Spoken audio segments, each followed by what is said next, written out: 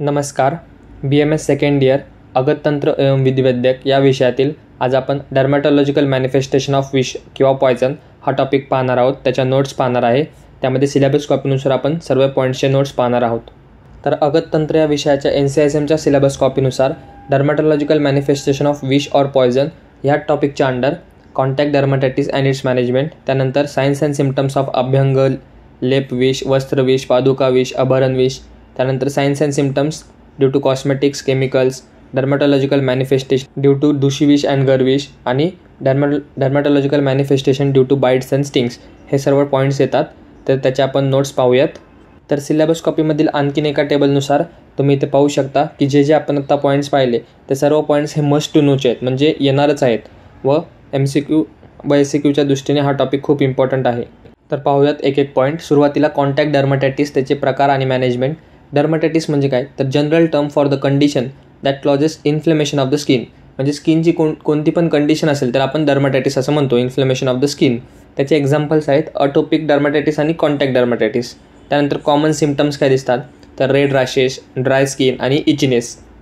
Contact dermatitis is a skin condition that develops as a reaction to the chemical or other substance. It makes the person uncomfortable. Mainly two types. Contact dermatitis mainly दोन type आहेत, allergic contact dermatitis आणि irritant contact dermatitis. तर allergic contact dermatitis म्हणजे काय, it develops when the skin is exposed to an allergen or foreign substance, causes some allergic reaction like redness, itchiness and dryness due to jewelry made up of nickel and gold, latex, perfumes or chemicals in the cosmetics, skin care products etc. तर या गोष्टींमुळं allergic contact डर्माटायटिस होऊ शकतं.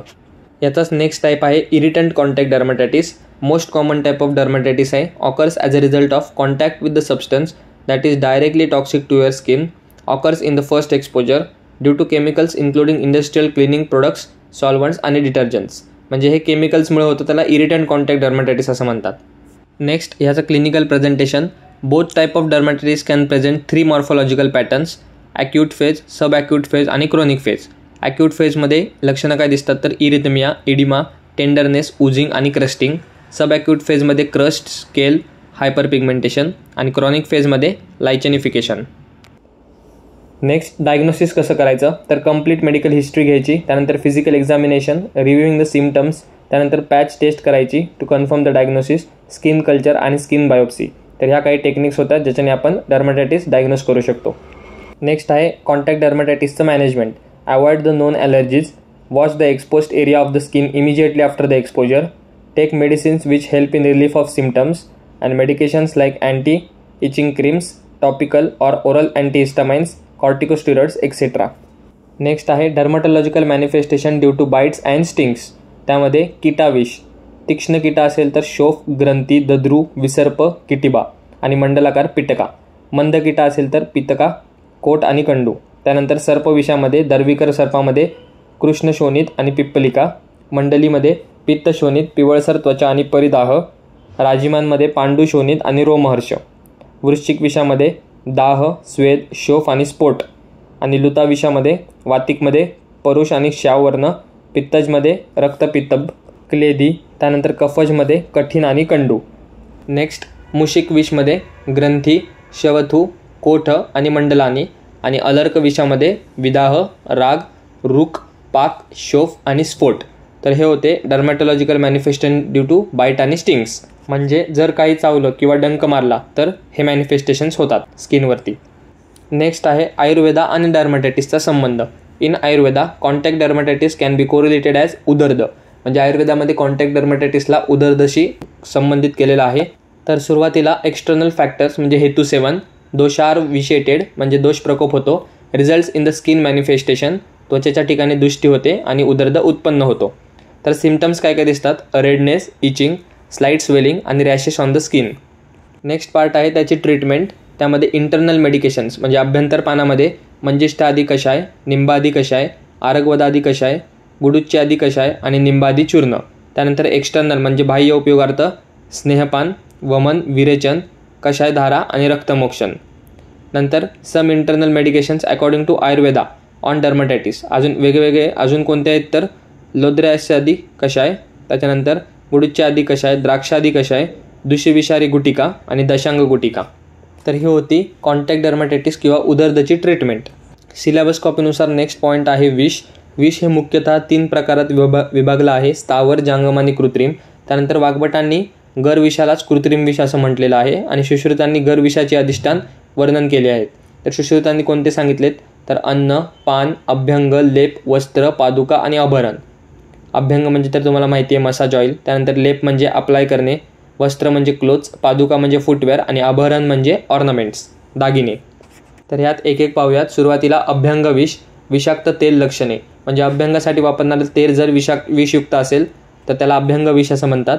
त्यामध्ये अभ्यंगसाठी तेलाची लक्षणं कशी आहेत तर पिच्छिल, बहल, विवर्ण, रूख, स्फोट, स्त्राव, त्वकपाक, स्वेदन आणि ज्वर. चिकित्सा काय सांगितले तर शीतजलाने शेक द्यायचा आहे. त्यानंतर अनुलेपन, चंदन, तगर, उशीर, अमृता, त्वक इत्यादींनी अनुलेपन करायचे आणि पानामध्ये कपित्त रस व मूत्र. त्यानंतर लेपविष व वस्त्रविष हे दोन्ही सेम अभ्यंग विषाप्रमाणेच आहेत. म्हणजे वर जे आपण लक्षणं लिहिले किंवा चिकित्सा लिहिली तीच लेपविष व वस्त्रविषला सुद्धा लागू होते. नेक्स्ट आहे पादुका विष. पादुका म्हणजे फुटवेअर्स. त्याची लक्षणं शोफ, स्त्राव, स्वाप आणि स्फोट. चिकित्सा सांगितले शीतजलाने शेक द्यायचा आहे. त्यानंतर अनुलेपन म्हणजे एक्सटर्नल ॲप्लिकेशनमध्ये तेच चंदन, तगर, उशीर, अमृता, त्वक वापरायचं आहे आणि पानमध्ये कपित्त रस व मूत्र म्हणजे इथे सुद्धा चिकित्सा तीच आहे. त्यानंतर अभरण. अभरण म्हणजे आपण बघितलं होतं ऑर्नामेंट्स. तर दाह, त्यानंतर विभंती, पाक, अवधारणम आणि चिकित्सा सेम जी आपण वरती पाहिली तीच चिकित्सा इथे सुद्धा लागू होते. आता सिलेबस कॉपीनुसार शेवटचा पॉईंट राहिलेला आहे आपला, तो म्हणजे डर्मॅटॉलॉजिकल मॅनिफेस्टेशन ऑफ दूषिविष आणि गरविष. आता दूषिविष आणि गरविष म्हणजे काय हे तर तुम्ही आधी शिकलेलंच आहे. त्याचासुद्धा सेपरेट व्हिडिओ आपल्या चॅनलवर अपलोडेड आहे, तो सुद्धा जाऊन तुम्ही पाहू शकता. त्यानंतर आता गरविष. गरविषमध्ये आपल्याला जी माहिती आहे ती आधी सुरुवातीला लिहायची. त्यानंतर आता जे आपण पाहिलं अभ्यंग विष, लेपविष, पादुका विष, वस्त्रविष, आभरण हे सर्व गरविषाच्या अंडरच येतं. यांचीसुद्धा लक्षणं इथे लिहायची. त्यानंतर गरविष हे कृत्रिम विषच असते, कालांतराने विपाक कर्म दर्शवतं.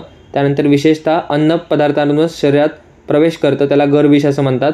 त्यानंतर अनेक अधिष्ठान आहेत, त्यापैकी वरील काही आहेत म्हणजे आपण जे मागं बघितले 5-6 ते सुद्धा गरविषाचे अधिष्ठान आहेत. आणि ते सोडून नस्य, धूम, अंजन, शय्या, परिषेक, त्यानंतर कषाय, अन्न, पान हे सुद्धा गरविषाचे अधिष्ठान आहेत. तर हे होतं गरविष. नेक्स्ट आपण दूषिविष पाहूयात. दूषिविष म्हणजे तर पोल्युटिंग पॉयझन. हे स्थावर किंवा जांगम कोणतेही असू शकते, प्लांट किंवा ॲनिमल. त्यानंतर हे शरीरातच असते व अनुकूल परिस्थिती निर्माण झाल्यास विषाक्त लक्षणे उत्पन्न करून शरीरातील धातूंना दूषित करतं. म्हणजे हे शरीरातच आधीपासून प्रेझेंट असतं, फक्त त्यांच्यानुसार जर परिस्थिती उत्पन्न झाल्या तर ते ॲक्टिव्ह होतं आणि शरीरातील धातूंना दूषित करतं. त्यानंतर शरीरातच अनेक काळ पडून राहतं, कफाचे आवरण असतं आणि मंदविषारी व अल्पवीर्ययुक्त असतं. त्याची लक्षणं सांगितलेत रक्तदृष्टी, कुष्ठ, कोट, अरू आणि non healing ulcers after the bite. Cause due to modern lifestyle because of packet food and junk food.